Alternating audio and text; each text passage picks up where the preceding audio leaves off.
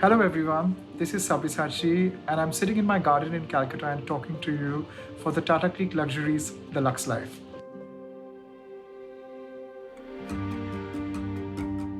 When I was a very young designer and I'd gone to New York for the first time, I went and met Rupal Patel.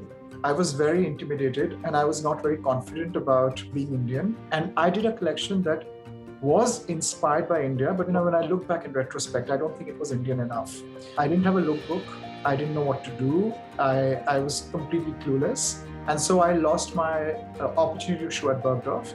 But for any designer worth his salt, anywhere in the world, just because of what Bergdorf represents historically, everybody wants to be at Bergdorf at some point of time or the other.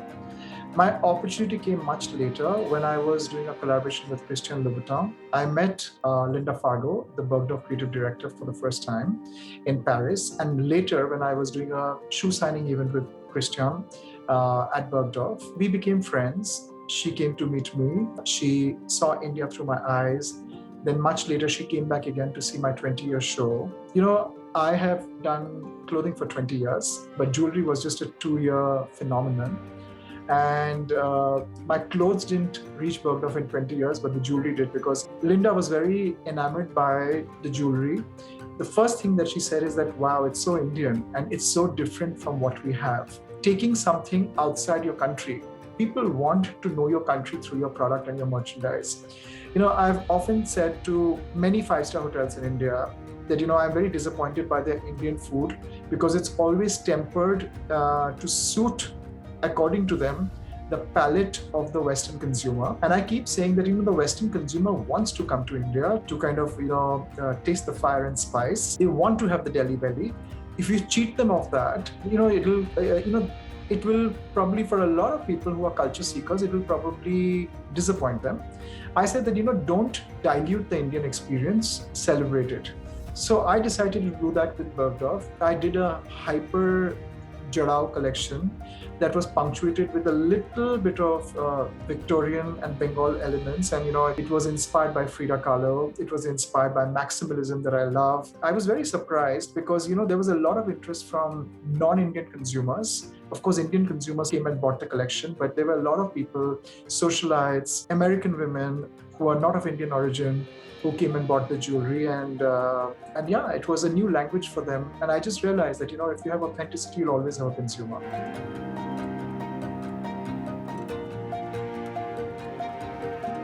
Post that, I went to Bergdorf back again. I remember Bergdorf calling me and saying that, they wanted me to kind of showcase once again. They were very enamored by the brand because we sold jewelry, very, very expensive, fine jewelry on the sidewalk of New York to a distressed Indian consumer at a time when Bergdorf was completely shut down. They came and they opened the store, and it was the first curbside sale that Bergdorf had ever done for jewelry.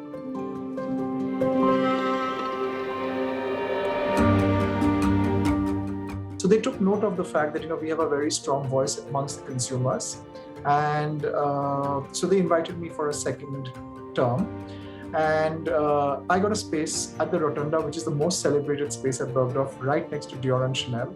But I did it at my own terms. I told them that, while I was going to do jewelry and my new launched accessory line, which saw a 95% sell-through, I also said that I want to do clothes. While I do international clothes, I also want to do Indian clothes for my Indian consumers.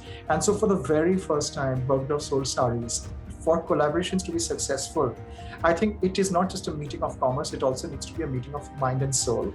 So my collaboration with Christian Louboutin really happened because we respected each other, not as businessmen, independent businessmen, but also as friends, as people who have the same value, grew up in very similar ways.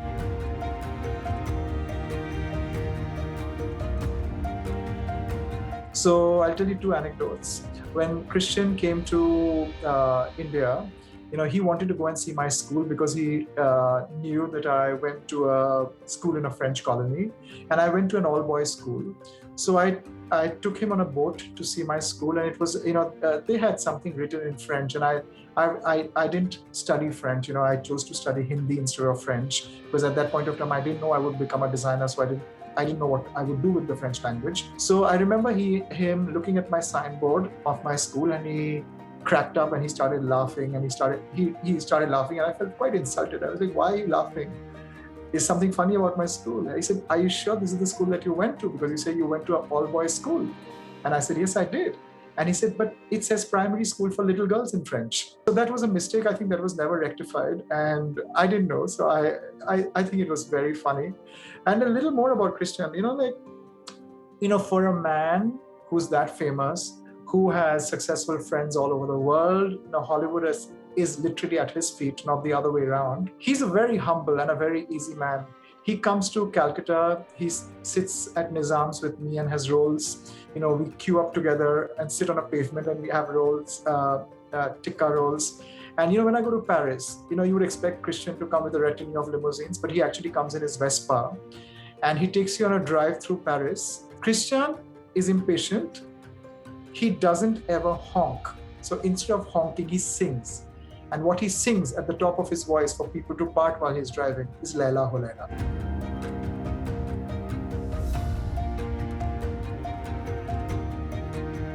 So, I do different collaborations across different points in my career, and I call them high and low collaborations because, while I would do something with Pottery Barn, which is distributed all across America, I would also do the opposite spectrum of it by doing a collaboration with Thomas Good, which is distributed to very small doors and is very, very high end. Then I've done Asian Paints, I've done Nilaya, I've done Bombay Dyeing at some point of time. I've done a lot of jewelry collaborations.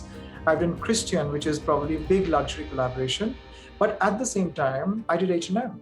And I'm a middle-class boy. I've gone through that phase where I know what it feels to be excluded. When I came into power and prominence and when I had a voice, I would do something that would help me reach bigger doors. You see, I've chosen couture as an option for Sabyasachi because what happens in India, it creates the biggest noise and then you learn to trickle down.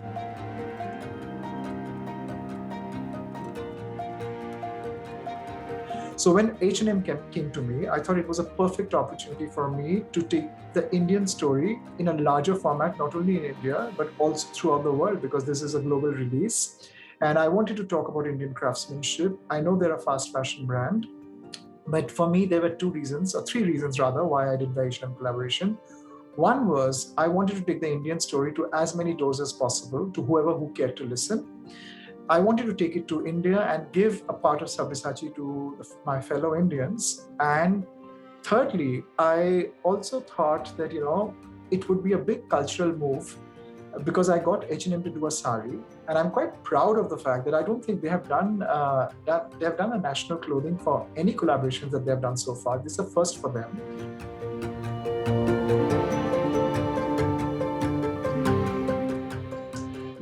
When you talk about sustainability, it's also, sustainability also needs to be reflected in design.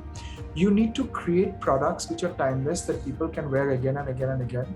So my H&M collection is an edit of things that I thought people would like to have in their wardrobe. It travels very easy and, it's very roomy, it's gender fluid. And I think it's a perfect post-COVID pick-me-up. Every time I do a collaboration, I try to do something to further the narrative of India and Indian craftsmanship and Indian heritage, because that truly is one of the big pillars of the brand.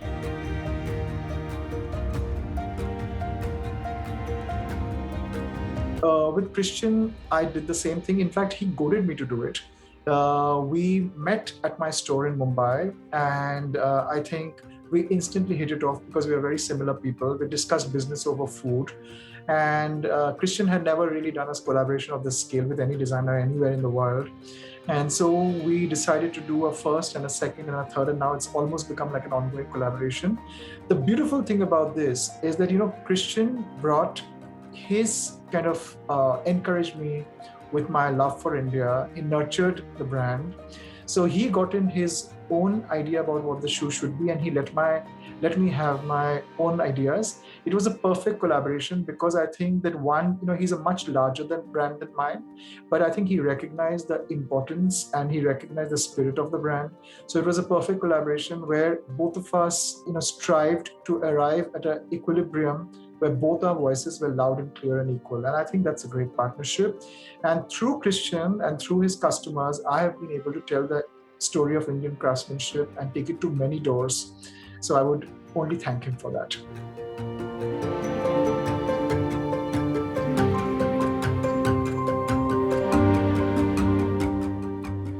So, when your body starts feeling good, and it starts catching up with your mind, you find this great balance, which makes you more empathetic towards other people. It makes you kinder, and probably you want to be joyous and you want to pass the joy on to everybody else. So I think the collections are going to become more joyous, robust, and hopeful. And and I'm getting more and more proud of being who I am. I'm celebrating my authenticity more. I don't want it to kind of borderline on arrogance.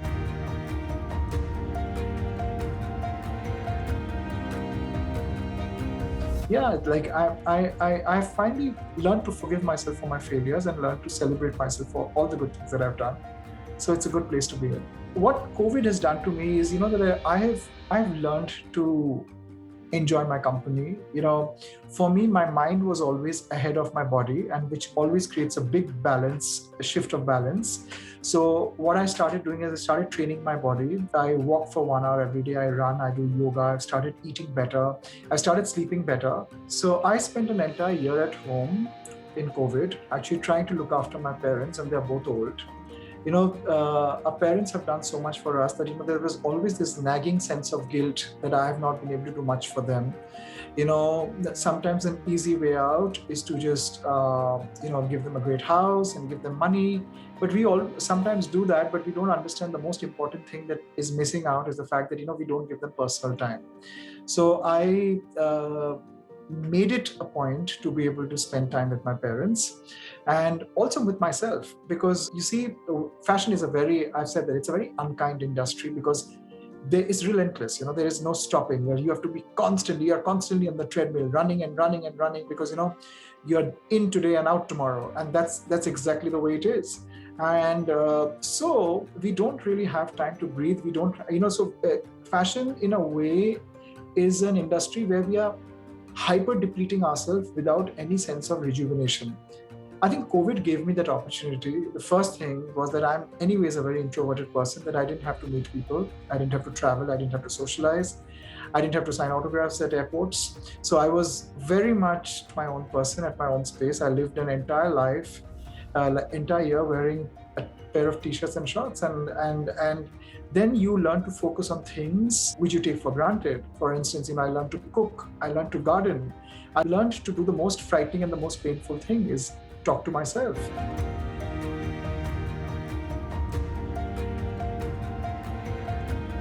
Then I realized I've created a brand which has an identity, and it made me just realize that, that identity now needs to get more and more authentic, and it needs to be celebrated.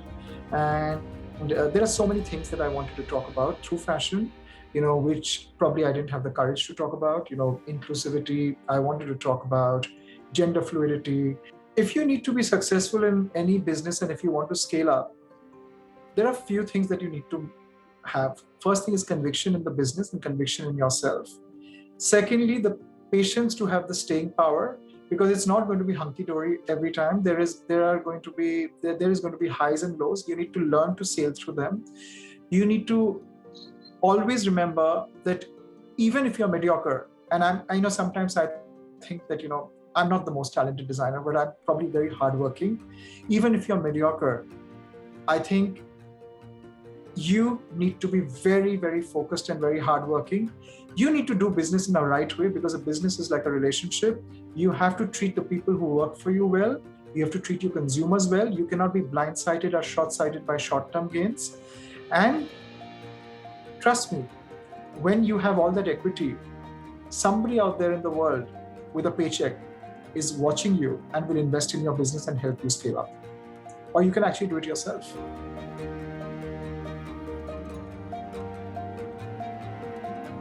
Anybody who is of Indian origin trying to create an Indian business that wants to succeed worldwide, you need to start from a point of culture confidence and confidence in yourself. Consumers are very, very sharp. Marketers are very, very sharp. Press is very sharp. If you're slightly underconfident, the crack will show through. And you can't feign confidence. You have to just be confident. You have to love what you do. I think the only way you can become successful as an Indian brand is to become more and more and more Indian. Because at the end of the day, why do you want to go and sell West to the West? Because they want to come to you for who you are. And I think, luxury for many people is a journey. You should stand your ground and let your consumers come to you. When you're meeting your consumers midway, you're shortchanging the journey for them. Because let them struggle to understand you, afford you, arrive at you, so that, for many people, when they enjoy luxury, for them, it becomes a marker of celebration of their achievements and their success. And I always say that, look at luxury from a slight point of arrogance, not from a point of subjugation to begin with. Because if you're confident, your confidence rubs onto your consumer and they start believing you. Luxury is just about acknowledging who you are and understanding what works for you. Luxury might mean many things to many people. Like I'm saying, it's so subjective. But luxury with purpose is about consumption that makes you feel good about yourself and helps you do good to others.